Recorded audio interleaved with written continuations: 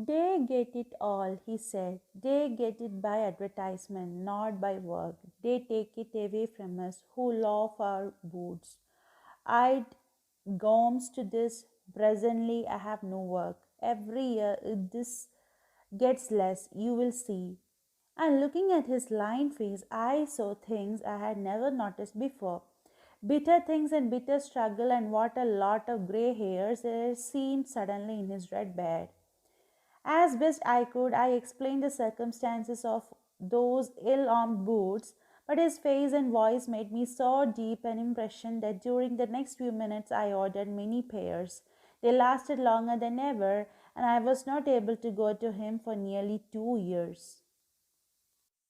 Now we can see that Mr. Jesler said that large firms paid more attention to the quantity of money rather than the quality of their products.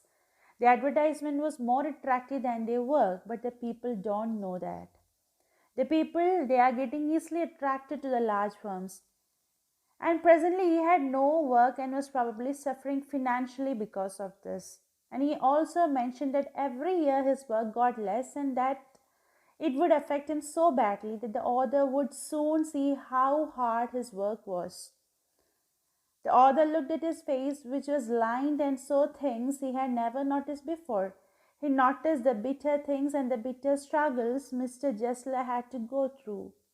He could see the grey hair in the shoemaker's red beard, which indicated that he had become too old to endure the bitterness, but he was still trying to go on. The author explained the conditions of the uncomfortable shoes to the shoemaker, but the facial expression and the tone of the shoemaker had made such a deep impact on the author that he couldn't help but buy so many pairs during the next few minutes that he did not need to visit him for the next 2 years. It was many months before my next visit to his shop. This time it appeared to be his elder brother handling a piece of leather. Well, Mr. Gisler, I said, how are you? He came close and peered at me. I am pretty well, he said slowly, but my elder brother is dead. And I saw that it was indeed himself, but how aged and worn. And never before had I heard him mention his brother. Much shocked, I murmured, oh, I'm sorry. Yes, he answered. He was a good man. He made a good boot, but he is dead. And he touched the top of his head where the hair had suddenly gone as thin as it had been on his poor brother, to indicate, I suppose, the cause of his death. Do you want any boots? And he held up the leather in his hand. It is a beautiful piece. Many months before he went to his shop to order something, he went to the shop casually, just to meet the shoemaker. But when he went to the shop, he saw that Mr. Jessler's elder brother was handling a piece of leather. The author greeted Mr. Jessler and asked about his well-being, and Mr. Jessler came closer to the author and looked carefully at him because he was having trouble in recognizing the author. In his German accent, he told the author that he was fine, but his brother was dead. The author was shocked to hear such news. He thought that he was talking to the elder brother, but instead it was the shoemaker all along.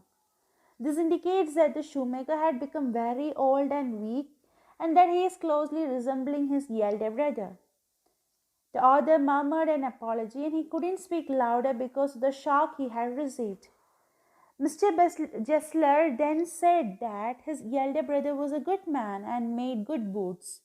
And he touched the top of the head where he was going bald. This indicated that the shoemaker wanted to indicate that the cause of his elder brother was old age. Then the shoemaker changed the topic by talking about boots and showing the author a beautiful piece of leather.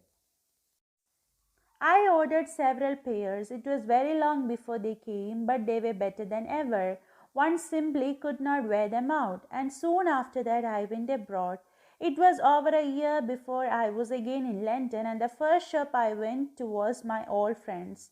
I had left a man of 60 and I came back to one of 75, pinched and worn, who genuinely this time did not at first know me.